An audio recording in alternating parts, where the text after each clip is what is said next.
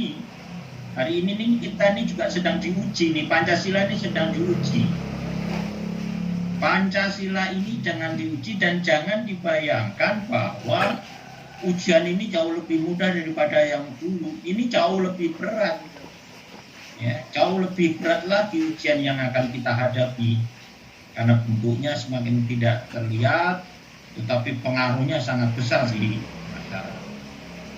Tadi sudah disampaikan dalam sambutan Bu Soleh, juga dalam wayang apa yang disampaikan oleh Ustadz Jafar kalau tidak salah.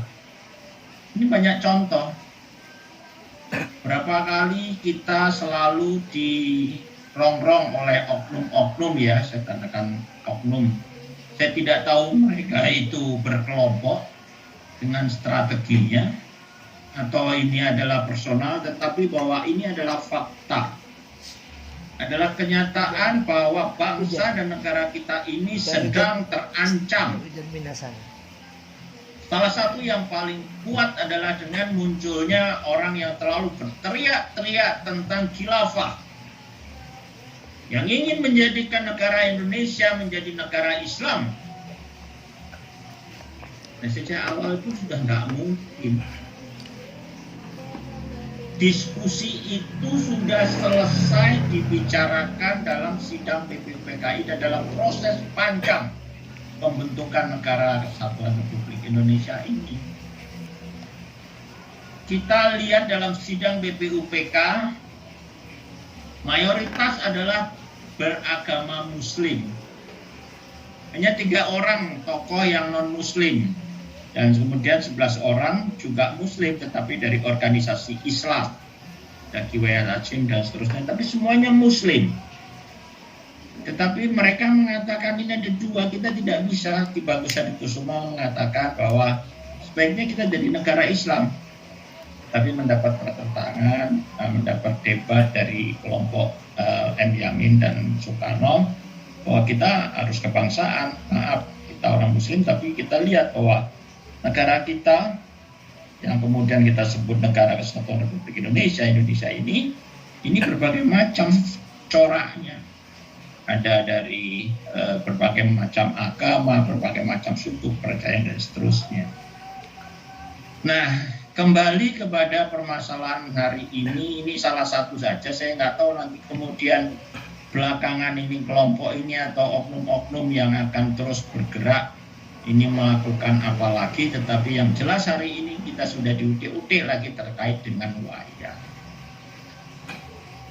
Perlu mungkin Pak Ustadz itu, siapa tapi saya nggak begitu apa namanya ya, karena jenuh ya dengan mereka-mereka yang selalu Islam-Islamkan, karena mereka mungkin tidak paham antara ajaran Islam dengan budaya. Banyak tokoh-tokoh kita ini belajar agama juga di Arab sana. Tetapi mereka membawa ilmunya, bukan membawa budayanya. Jadi ilmunya mereka serap. Tapi budayanya juga tetap, oh ini budaya kita masih mengarung-arung budaya. Kita harus paham bahwa wayang itu sudah ada zaman animisme dan dinamisme. Sebelum ada budaya Hindu-Buddha itu sudah ada.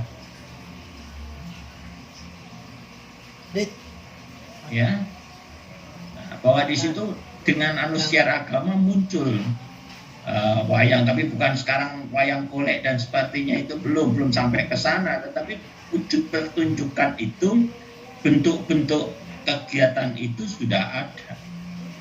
Lalu kemudian mengalami perjalanan, bahkan Islam pun masuk ke Indonesia. Ini coba kita lihat ya, Sunan Bonang, Sunan Giri, ya, kemudian beberapa sunan yang lain, ini membuat inovasi terkait tentang wayang tadi. Nah, jangan lupa pula bahwa wayang ini sebenarnya adalah media. Media untuk apa? Media dakwah, media pendidikan, kemudian media pertunjukan hiburan, ya, sebagai media komunikasi. Jadi banyak perannya, dan kemudian kalau kita perhatikan bahwa di wayang itu tidak hanya syarat dengan pertunjukan saja, tetapi di situ ada muatan yang bisa menjadi sumber-sumber nilai di dalam kehidupan kita sebagai manusia. Kita lihat bentuk gunungan. Itu bukan hanya sekedar saja, tetapi ada makna-makna di sana. Bagaimana manusia itu menamu Kaulo Gusti, ya, manunggaling Kaulo Gusti. Bagaimana dengan tokoh-tokohnya?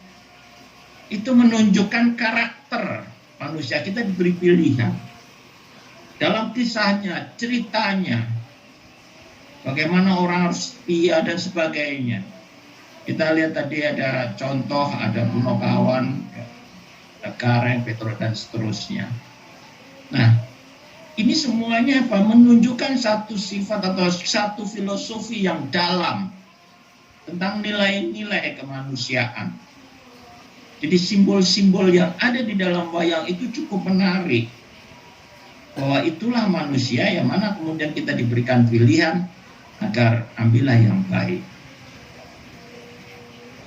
Oleh sebab itu, saya sangat berharap, ini utamanya kepada Menteri Agama, ya, marilah langsung segera peraturan terkait tentang bagaimana mereka ini, para ustadz ini, atau habib-habib ini, atau kiai dan sebagainya, itu perlu mendapatkan sertifikasi. Sehingga jelas. Jadi tidak semua orang, sekarang kita lihat banyak ustadz yang mengaku ustadz, mengaku habib, ceramahnya di Google, yang tidak bisa dipertanggungjawabkan untuk ketemu, terus bagaimana untuk diskusinya. Nah, ini yang perlu. Jadi kita harus tegas. Karena sekali lagi, bangsa ini adalah bangsa Indonesia yang hadir dan mempunyai banyak suku agama. Ada banyak agama, banyak suku, wilayah yang besar. Ini jangan diopo-opo lagi. Dan hari ini kita sedang diopo-opo. Siapa yang akan bertanggung jawab kalau kemudian kita pertumpahan darah? Kita lihat di Arab sana saja. Arab dengan Yaman, nggak pernah damai itu. Sukune mengkiro. Perang terus. Bagaimana dengan Turki dan seterusnya? Indonesia ini bisa kuat dan bisa bertahan sampai hari ini karena adanya Pancasila. Itu yang harus diingat. Jadi kalau mereka, kutip siapapun, kelompok, ataupun orang-orang yang tidak menginginkan tinggal di Indonesia, tidak menginginkan menghirup udara Indonesia, tidak menginginkan bertempat tinggal di Indonesia, silahkan. Tinggalkan Indonesia kembali sesuai dengan kemauan kalian. Tapi jangan merusak persatuan dan kesatuan yang sudah terbangun cukup lama ini. Itu sebagai pengantar saya. Terima kasih. Nanti mungkin diskusinya akan lebih menarik karena para narasumber ini tokoh-tokoh yang cukup handal di dalam menyampaikan berbagai materinya. Sebelumnya saya minta maaf apabila ada kata-kata saya yang kurang berkenan di hati Bapak, Ibu, saudara-saudara saya mohon maaf yang sebesar-besarnya. Assalamualaikum warahmatullahi wabarakatuh. Salam Pancasila. Salam Pancasila.